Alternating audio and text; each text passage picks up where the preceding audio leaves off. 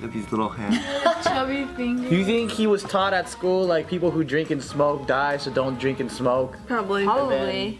He came home and he's like, Don't die. don't die. That's how I got scared. Yeah, that's how I got scared too. Need to die. My aunt, she smoked, and I remember I was sitting in the back seat with my cousin while his mom was driving.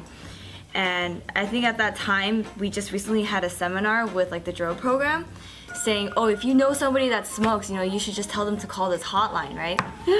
And then I looked over to my cousin and be like, hey, so does your mom still smoke? And then like my cousin looked at me, he's like, that is a really rude question. And I was like, oh.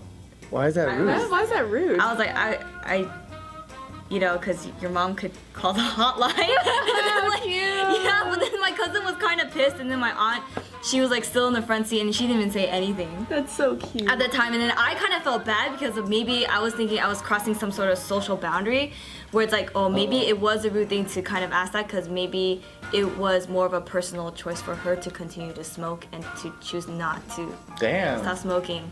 And then from that point, I kind of felt slightly awkward about telling people to stop smoking. How old were you? Elementary school. Oh, you didn't know any You're better. smart. I was like such a justice crusader.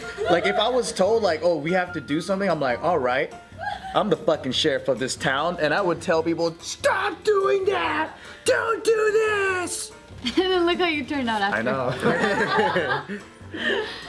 Yeah, but every time I know anybody, so when I meet somebody for the first time, I give them a complete clean slate where it's like, okay, they don't drink, they don't smoke, they don't do any drugs, right? Until like one by one I get to know them. It's like, oh, okay, so this person does this person does this. But for some reason, when I find out that people who smoke, I'm like, you're breaking my heart here, dude. I don't want you to die. Don't die. Like, I get so sad in the inside. I'm like, You're dying. die, dude. I was like, can you stop doing this to your body? But then I don't actually verbalize it because then I feel like that, again, it's their choice whether they want to smoke. Why you do that? But it makes me really sad in the You break their cigarettes when they're not looking. Spill your water on it. Oh. So bad. White people do love drugs though. Oh yes they do. Oh, I know way more white people that do drugs. They were some of my friends' top buyers. Cause they don't really care about They the made price the either. best customers because they don't bargain. They just buy it. They love to party and they don't steal the goods from you. Yeah, they don't rob you. They don't rob you. They're friendly. I know. They're the best customers. You know what's crazy? It was like in high school I used to sling ecstasy, right? And when I met up with all different other clientele, I would always roll with the strap, or like I would try to roll in a place where I'm familiar. I had this one white guy buyer from Huntington Beach, and I would meet him anywhere, and he would bring out like 4 of his guns just to show me, and I know he would never rob me. And then even and he was the most organized. So like a lot of them, they look at it and they go, all right, that looks like 600 pills or 500 pills. He was like, you know what? I have a scale, so why don't I just weigh one, and then I can times that by 500, and that should be the weight of the whole bag. Dude, this is the most organized, polite business partner I ever had. And so we would weigh it on the scale and we just chill out in the car and talk, and it would be on our way. And I'm like, dude, I gotta deal with white people more. That's tight. Hey, you dropped the pill, man. There you go. That's cute. I think I learned my lesson at a very young age not to stick my finger into anything.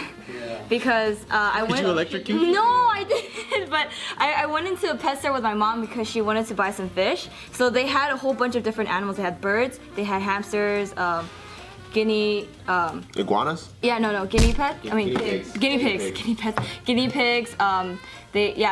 I guess like some reptiles, but my mom was off looking at fish, and I wanted to look at all the other animals they had there. So you stuck your hand in the cage. Let her tell her I story. stuck my hand in a cage of a hamster because I always wanted a little hamster, and I just wanted to pet it because it looked so fluffy. So I stuck my finger in there, and the hamster came up to me, and he was like, and he just bit my finger, and I was like, ah! And I was like, these guys are so mean. I started bleeding on my finger, and I walked over. I was like, Mommy, I'm bleeding. And she was like, what the fuck happened? I was like, I stuck my finger in the cage.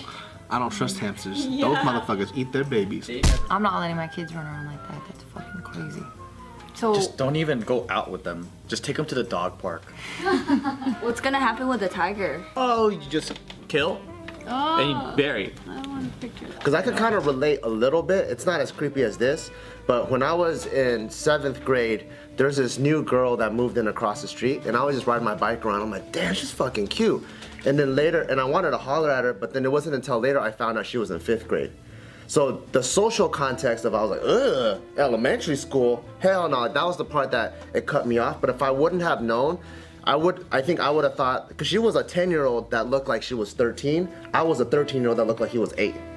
So I think without knowing any types of social context, I would have felt like, oh shit, we're the same age and we should probably kick it. But it wasn't until later when I found out she was in 5th grade, I was like, I ain't gonna talk to her, she's fucking young. That makes sense. Even though we're only 2 or 3 years apart. When I was in high school, we were at an Old Navy, and there was this lady that turned around and she was picking up her groceries and shit. And then my friend Gabriel was like, yay! Like that, right? Looking at her, and he turned up and it was an Asian guy.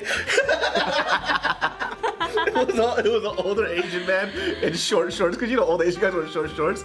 He thought it was a girl, and it wasn't. And then we make fun of him till this day about it. That's funny. It's like that yoga prank, that yoga pants prank that Fusi did. Oh, yeah. Cakes, though. It turned out as this old Asian guy. Thank you. Fucking stupid, dude.